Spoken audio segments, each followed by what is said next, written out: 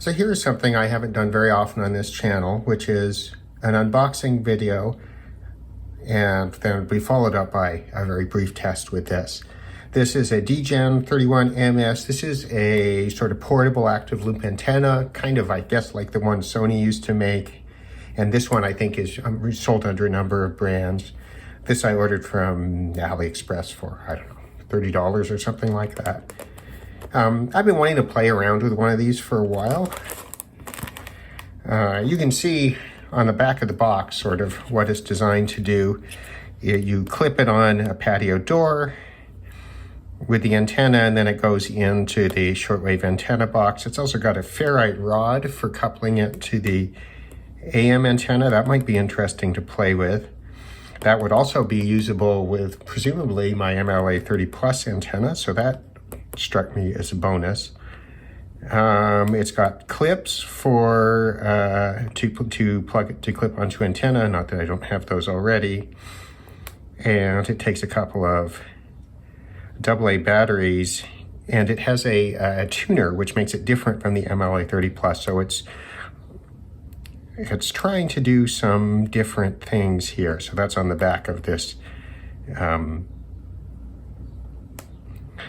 Presumably this is the power injector box, which then sends power up to the amplifier, which is on the antenna itself. So let's open this up and see what's in the package, and then we'll set it up on the patio door behind me and see if we've got any Friday afternoon at 3 o'clock shortwave to look at. I should point out that it says medium wave, full medium wave cover. Well, it says 1602, which tells you that it's a little old because it doesn't go up to the current North American top of the band. Shortwave, it says 3.9 to 22 megahertz. That strikes me as probably fairly honest. So let's open this up. It's got a little bit of tape on it here. Anything else? Nope. That's it. Let's see what we got. So we got that. We have a long cable, stereo, very thin. We have what I'm guessing is the power box. We have the cables, and we have this little bag of goodies. The instructions appear to be this.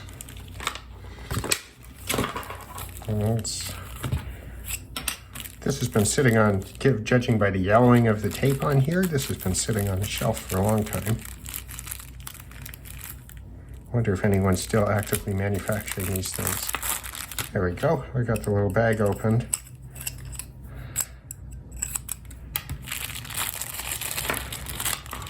So we've got essentially a ferrite bar with a fairly hefty winding on it, and plug in the end.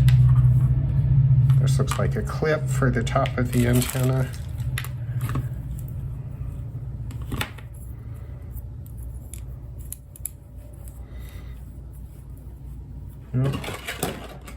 I appear to not have the suction cups, and that's okay. I've got some others. So yeah, so this has that, and I think they claim the white clip is the antenna and this is the ground. Of course, you could flip it depending on how your antenna is hooked up. Oh, there's where the suction cup is supposed to.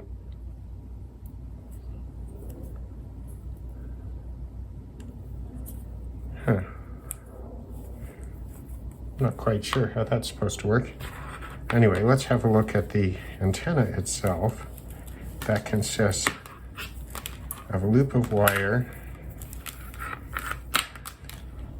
with a couple of knots in it and an antenna. See, they've used an antenna core to hold it across. I wonder if the fact that that's metal has any negative consequences. And then we've got shortwave, medium wave switch, and that's that. So this looks like, oh, I see. This is supposed to,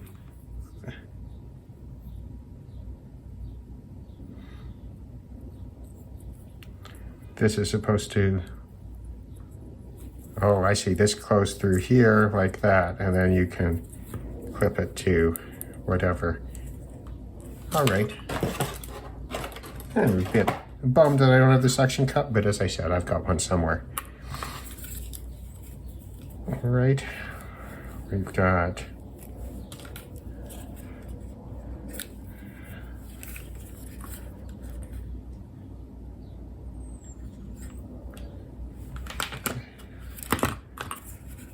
this 2 triple A's. Let me find some of those. And we'll put them in.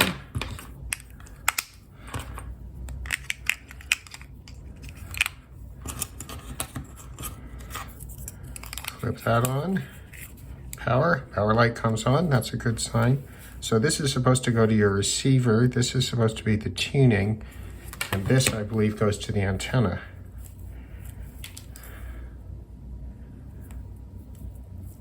If this is actually shielded, which I have my doubts, if this is not shielded in some way, I mean, it could have like headphone style shielding in it. But if this isn't shielded, it's this is going to do more as being an antenna than this will. Anyway, let me get this set up, and I will go find myself a radio to plug it into. So here is the Degen PL330 hooked up. This is the random wire antenna. I'm going to plug it in here. And we're in ETM mode. I'm going to run an ETM scan. This should just take a few minutes. Now, one of the issues when I try this antenna is going to be where to set the tuning knob for this particular test. I think what I'll do is I'll try to set it for something in the 19 meter band range, I think, because that should be where most of the activity is now. Anyway, we'll let this go. You'll notice that it's not finding much low.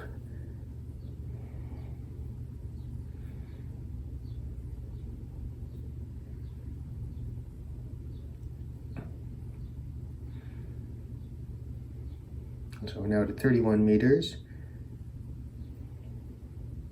So what we'll do is we'll count how many we get, and then we will switch to the other antenna and do the same thing.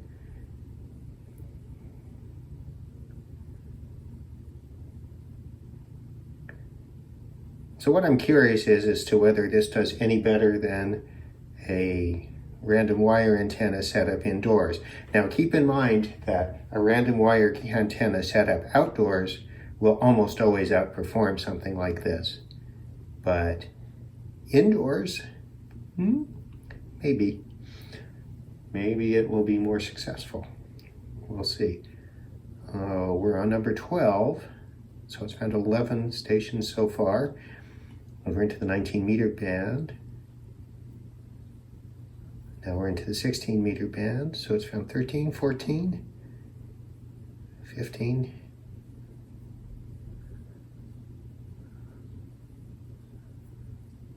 Now keep in mind that not all of those are going to be signals that we want to listen to, but we'll see how we do.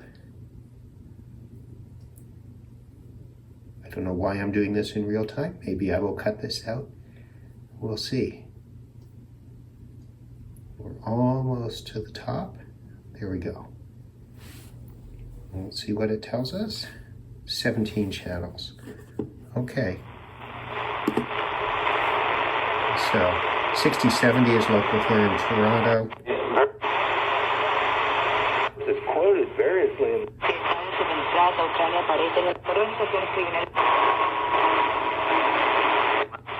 Even this drug experience. Lord Almighty, We're here because. ¿Estamos hablando de qué? So impressionistically, that's not too bad for setting nothing up. Let's switch this over here. So we'll plug this antenna in. We'll turn it on. I'm going to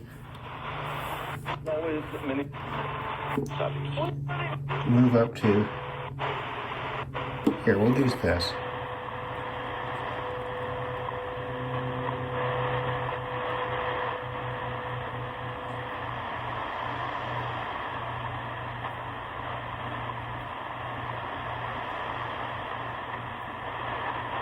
Bit hard to hear the ticks. But that looks to be about right. Oops, just fell off the wall. Just a moment. Okay, let's try that again. So we've got this on. It's now, that appears to be the best position for setting the, yeah, and we can hear it coming in fine. So let's hit the ETM button and see what happens.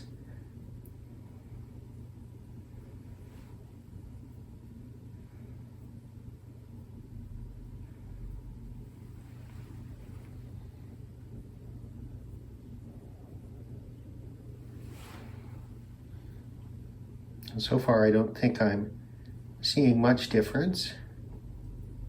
Maybe it's found one more.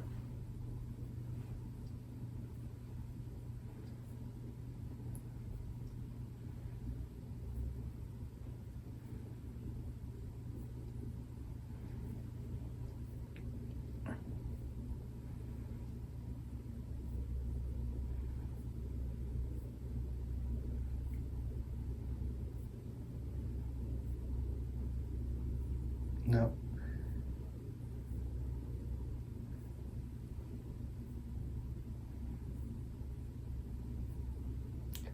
Going a little farther.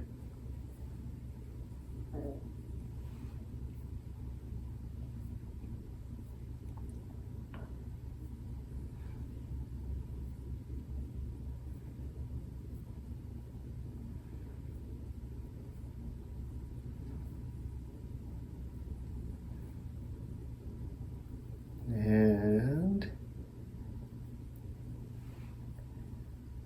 so far I'm thinking that the random wire antenna is outperforming. But let's see, what did we get with the other one? 15, 16? I can't remember now.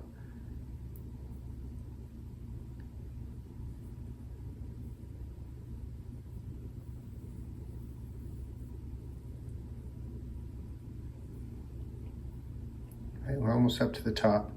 Now, on the other hand, it may be that it's getting less interference, so we might have 12 better stations as opposed to whatever we had on the other one, which was more than 12.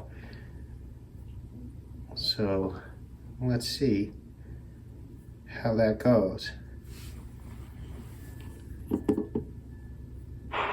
11. So we definitely had more channels found with the random wire antenna. Underman. Nuestro primer segmento aquí en Los Grandes. A message from CTI. Because they're just covering themselves.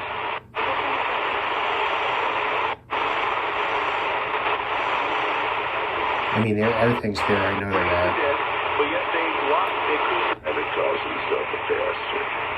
They're saying, where's